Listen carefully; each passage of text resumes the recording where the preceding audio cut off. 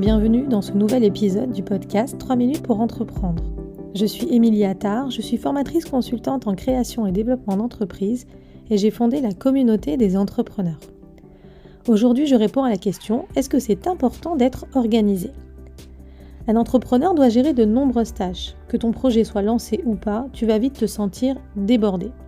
Un entrepreneur débordé, ce n'est jamais très bon.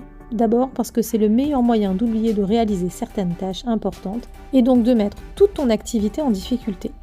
Ensuite, un entrepreneur débordé va plus rapidement s'épuiser si les tâches s'accumulent. Tu vas avoir du mal à te concentrer. Alors maintenant que l'on a établi ensemble qu'il est important de ne pas être débordé, voyons comment s'organiser. Pour cela, je vais te dire comment moi je m'organise dans la gestion de mes tâches.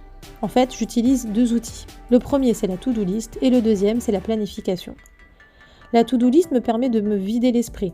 Je jette alors sur le papier toutes mes idées, toutes mes tâches, les unes à la suite des autres, juste pour me vider l'esprit.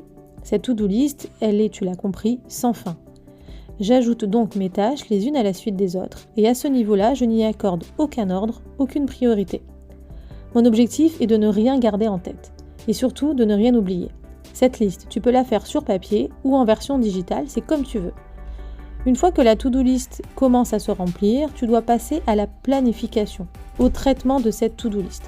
Encore une fois, que tu sois digital ou papier, choisis ce qui te convient personnellement.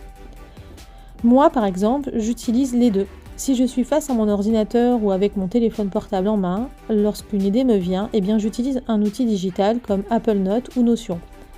Par contre, si je ne suis pas face à un écran, alors je note mon idée sur un papier. Bref, j'ai un endroit sur lequel je retrouve absolument toutes mes tâches et toutes mes idées. Je passe donc ensuite à la deuxième étape qui est la planification, le traitement de ces tâches. Voilà comment je procède. Chaque dimanche, je reprends ma to-do list et je répartis mes différentes tâches sur la semaine.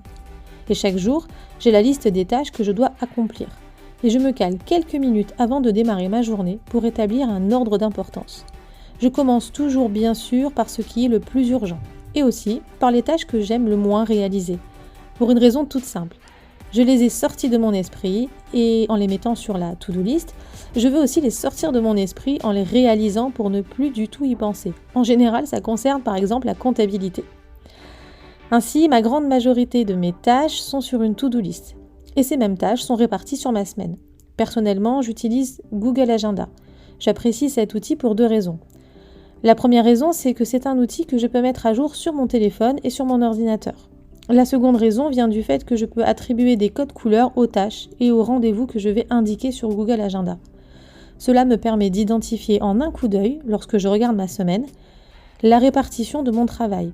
Et je peux voir si je vais par exemple passer toute ma semaine à faire de l'administratif ou bien à être en rendez-vous ou encore à produire des contenus. Comme cela, je suis conditionnée pour ma semaine et c'est ce qui me convient. Alors, j'espère que tu l'as compris, pour aller au bout d'un projet, tu dois être organisé. Sinon, tu risques vite d'être débordé, découragé, épuisé. Je t'ai présenté ma méthode. Elle fonctionne chez moi. Le but pour toi étant de trouver la méthodologie qui te convient. Mais garde en tête 2 étapes, la to-do list et la planification. Allez, à toi de préparer ta propre organisation. Et bien sûr, je t'invite à t'abonner au podcast pour ne rater aucun épisode. À très vite.